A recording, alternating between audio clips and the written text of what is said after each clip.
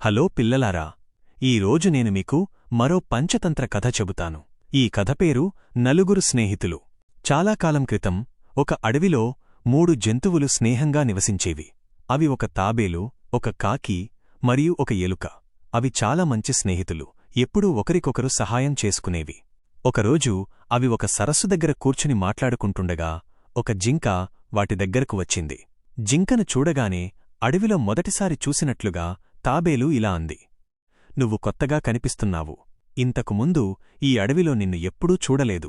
అప్పుడు జింక ఇలా చెప్పింది: "నేను ఈ అడవికి కొత్త. నేను ఇంతకుముందు ఉన్న అడవిలో నాకు స్నేహితులు ఎవరూ లేరు. నేను అక్కడ అందరితో స్నేహం చేయడానికి ప్రయత్నించాను, కాని ఎవరూ నాతో స్నేహం చేయలేదు. అందుకే ఆ అడవిని వదిలేసి ఇక్కడికి వచ్చాను. అయితే నువ్వు ఒంటరిగా ఉన్నావు, నీకు ఒక స్నేహితుడు కావాలి" అని తాబేలు అంది. "అవును" అని జింక బదులిచ్చింది. తాబేలు, కాకి మరియు ఎలుక ఒకరినొకరు చూసుకుని నవ్వుకున్నాయి. "ఇప్పటివరకు మేం ముగ్గురమే స్నేహితులం, కాని ఇప్పుడు మనం నలుగురమయ్యాం." జింక వాటితో స్నేహం చేసింది. మరుసటి రోజు ఆ నలుగురూ ఆహారం కోసం వేర్వేరు దిశల్లో వెళ్లారు. సాయంత్రమయ్యేసరికి అందరూ ఒకేచోట కలుసుకునేవారు. ఇలా కొన్ని రోజులు గడిచాయి. ఒకరోజు సాయంత్రమైనా జింక తిరిగి రాలేదు. దాంతో మిగతా ముగ్గురు స్నేహితులు ఆందోళన చెందారు. సూర్యుడు అస్తమిస్తున్నాడు, జింక ఇంకా తిరిగి రాలేదు, ఈపాటికి వచ్చేయాలి కదా అని అనుకున్నారు. మనం వెళ్లి జింకను వెతకాలి అని నిశ్చయించుకున్నారు. "మీరు ఆగండి, నేను వెళ్తాను. నేను ఎగరగలను కాబట్టి పైనుంచి చూసి జింకను త్వరగా కనిపెట్టగలను" అని కాకి చెప్పింది. కాకి జింకను వెతకడానికి బయలుదేరింది. కాసేపు వెతికాక జింక ఒక వలలో చిక్కుకుని ఉండటం కాకికి వినిపించింది. కాకి కిందకు చూసేసరికి తన స్నేహితుడైన జింక ఒక వేటగాడి వలలో చిక్కుకుని ఉంది. జింక దీనస్థితిని చూసి కాకి వెంటనే కిందకు వెళ్ళింది.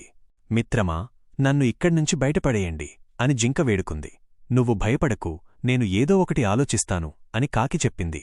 సమయం వృధా చేయకుండా కాకి తిరిగి తాబేలు మరియు ఎలుక దగ్గరకు వెళ్ళింది. వాళ్లకు విషయం మొత్తం చెప్పింది. ఒక వేటగాడు జింకను వలలో బంధించాడు. "ఎలుక మిత్రమా, నువ్వు నాతో రా. నీ పదునైన పళ్లతో వలను కొరికేయవచ్చు" అని కాకి అంది. కాకి మరియు ఎలుక ఆ ప్రదేశానికి చేరుకున్నాయి. "ఈ వలను కొరికేయ్ మిత్రమా" అని కాకి చెప్పింది. ఎలుక వెంటనే వలను కొరికేసింది. జింక విడుదలయ్యింది. వేటగాడు చాలా బాధపడ్డాడు. అతనికి జింక దక్కలేదు, చేతికి చిక్కిన తాబేలు కూడా దక్కలేదు. నలుగురు స్నేహితులు జింక, ఎలుక, కాకి మరియు తాబేలు మళ్లీ కలుసుకున్నారు. వారందరూ క్షేమంగా ఉన్నందుకు చాలా సంతోషించారు. నీతి: ఐకమత్యమే మహాబలం.